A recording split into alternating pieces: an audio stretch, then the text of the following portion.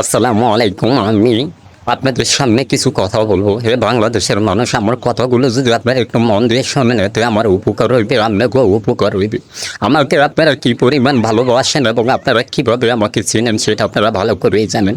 এই বাংলাদেশের মানুষ আমাকে এক নামেই চিনে। অনেকে অনেক নামে চিনতে পারেন আমি জানি না, কিন্তু আমাকে তো আপনারা দোরাহাপ নামে চিনেন, যেটা বাংলাদেশের প্রেক্ষাপটে সব থেকে বেশি ভাইরাল নাম দোরাহাপ। আমি আপনাদের জীবনে এমনভাবে মিশে আছি যে আপনারা আমাকে চারদিকে দেখতে পান এবং আপনারা আমাকে আমার মতো করে যেতে দেন, থাকতে দেন, কখনো মারেন না। কারণ হচ্ছে যে আপনারা এমন একটা মানে আপনারা এমনভাবে আমাকে চিনেন এবং জানেন যে আমার কোনো বিষ নেই। অনেকের ভুল ধারণা যে আমার বিষ নাকি গোবরের ভিতরে থাকে, তাই আপনারা আমি যদি কখনো আপনাদেরকে কামড় দিয়ে থাকি তাহলে আপনারা গোবর ছড়েন না। কিন্তু সাধারণত আপনারা আমাকে দেখার পর বলেন যে এটা একটা দৌড়া সাপ, এটাকে মারা যাবে না, এটা বাদ, এটা কামড় দিলেও কিছু হয় না, এটাকে রেখে দাও, এটাকে ফেলে দাও, এটা ছেড়ে দাও। তাই দৌড়া সাপ বলে আপনারা আমাকে মারেন না। কিন্তু বর্তমান প্রেক্ষাপটে এমন একটা সাপ বাংলাদেশে এসেছে, নাম হচ্ছে কি যে রাসেল ভাইপার। এই রাসেল ভাইপারের কারণে যারা আমাকে চিনে না বা বাংলাদেশের মানুষ এখন আমাকে দেখলেও আতঙ্ক থাকে যে আমি নাকি তাদেরকে আঘাত করতে পারি এবং আমি নাকি রাসেল ভাইপার।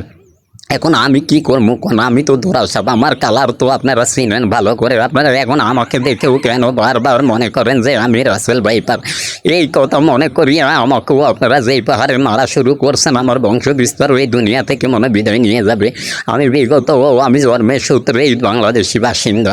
আমাকে যে পরিমাণ আপনারা মারা শুরু করছেন বা আমাকে যে পরিমাণ এখন রাসেল ভাইপার মনে করে যে মারতে আসতেছেন, আমার মনে হয় না আমি আপনাদের সাথে সংসার করতে পারবো। আমি বাংলাদেশের সকল মানুষদেরকে একটা কথা বলতে চাই যে আপনারা যেন বাবা আমাকে একটু ভালোভাবে চিন না, তারপরে একটু আঘাত করেন।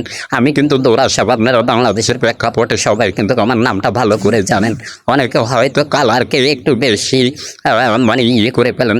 আমাদের দৌড়া সাপদের মধ্যেও কিন্তু আমরা অনেক কালারের হয়ে থাকি, এই জন্য হয়তো আপনাদের চিন্তা অনেকটা বেশি কষ্ট হয়। তাই আমি বলবো যে রাসেল ভাইপারকে ভয় পাই, আমাকে কেন আপনারা ভয় পান? আমি তো আপনাদের কোনো ক্ষতি করি না। আমি থাকি বিলে গেলে আপনাদের আশেপাশে, বাড়ির আশেপাশে, কখনো ঠিক মতো কামড়ও দিই না। আপনারা আমার দেখলেই একটা কথা বলেন যে ধরো সাপ, এটাকে ছেড়ে দাও, এটা কি করবে, এটার কোনো বিষ নাই। তো এত কিছুর পরও আপনারা কেন রাসেল ভাইপারের পরে আমার স্থানটা? কারণ বাংলাদেশের রাসেল ভাইপার সৎকে একটা পাইতে পারেন, কিন্তু আমারও তো সৎকে আপনারা 200টা পান, পাইও আপনারা এখন ভাবতেছেন আমি রাসেল ভাইপার। কি একটা সাপ দুনিয়াতে আইসে, এমন আপনারাও আমার চিনতে পারতেছেন না যে আমরাও রাসেল ভাইপার। সাপ দেখলেই আমার দেখলেও আপনারা লাভ দেন যে বাবার রাসেল ভাইপার মনে হয়। এতদিন পর্যন্ত আমি এই নিয়ে আপনাকে উপকার করলাম, আপনাকে পাশে বসে থাকলাম, আপনাদেরকে কামড় দিতাম মাঝে, তারপরও আপনারা কিরাম করে আমাকে ভুলে গেলেন, আমি কিছুই বুঝি না। রাসেল ভাইপারের নাম শোনার সাথে সাথে এখন আমাদেরকেও আপনারা মারা শুরু করছেন। আমি আপনাদের কাছে ক্ষমা চাই, আমাকে মাফ করে দিবেন যে।